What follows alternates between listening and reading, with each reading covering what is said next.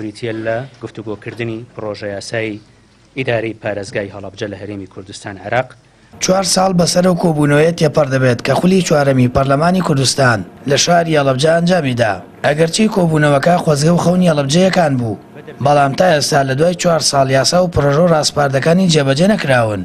بە وتەی بەرپرسانی ئیداری هەڵەبجە هیچ یەکێک لەو یاسا و ڕاستپاردەگرنگانەی کە پەرلەمان بۆ هەڵەبجەی پەسەند کرد نەخراونەتە بواری جێبەجێکردنەوە و گرنگترینیان سەربەخۆبوونی ئابووری پارێزگاکە و دەست بەکار نەبوونی ئەنجومەنی پارێزگاکەیەتی.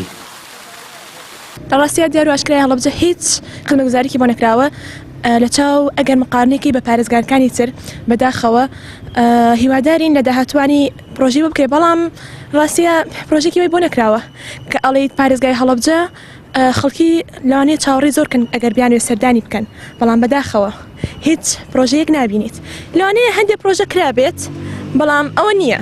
پەرلەمانێکی زۆر کەم تەرخەمە، پرۆژەکانیان هەر قسەیە، هیچی ناچێتە جێبەجێکردنەوە بەداخەوە. جێبەجێ نەکردنی ئەو یاسا و ڕاستپاردانە دیسانە هەڵەبجەیەکانی ناومێد و بێئیوا کردوێتەوە. لەوەی شارەکان لە نێوان ململانەی حیزبی و کەم تەرخەمی حکوومەت فەرامۆش دەکرێت. خەڵکی شارەکەش بەڕووپێشچوونی ئەوتۆ بە شارەکانەوە نابین و دەژڵێن پێویستە ئەو یاسایانە جێبەجێ بکرێن کە بۆ خزمەت و بەڕووپێشبردننی پارێزگاکە دەرکراون. پەرلەمانی پێشوویە کرد دکتۆر یوسف و کەسێکی کارا و فعال بوو و سکرتێرەکەی بە تایبەت ئەویش شتێکی باش هەردووکیان، بەڵام ئێستا نازانین، ئێستا چاومالیان نیە نازانین سەرۆکاتی پەرلەمان کێ و ئەوەی پێشوو کە کردی پەرلەمان شتێکی باش بوو، بەڵام دەسەڵات جێبەجێ نەکرد. ئەنەی کە بۆ شاری هەڵەبجە درا بڕۆ هێشتایەتە بواری جێبەجێکردنەوە، ئێستا شاری هەڵەبجە شتێکی کەبوو، بەڵام بەداخەوە ئەو ئەندام پەرلەمانە بە ڕێزانەی کە ئەندام پەرلەمانن ئەوەنە خزمەتی و بەرژەوەندی و باگراوەندی حیزبی بەسەریان ئازاڵە، ئەوەنە خزمەتکاری شاری هەڵەبجە نەبوون. یعنی بەدەر لە ئەندام پەرلەمانەکانی شاری هەڵەبجە من بەستە ناوانی خۆمان ناڵێم، ئەوانی کێژەڵێم بەڕاستی ئەبوایە داکۆکی سەرسەخت بوونایە بۆ شاری هەڵەبجە.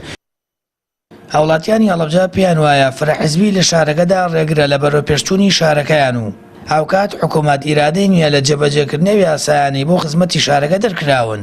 هەرچەند داوادی کۆبوونەوەی پەرلەمانی کوردستان لە پارێزگای هەڵەبجە لای خەڵکی شارەکە بە ڕۆژێکی مێژووی دادەنرێت، بەڵام جێبەجێ نەکردنی یاساکانی تایبەت بە پێشکەوتن و بوژانەوە خستنە سەرپەی پارێزگانویەکەیان ئەوانی نیگەران و بێئیوا کردووە.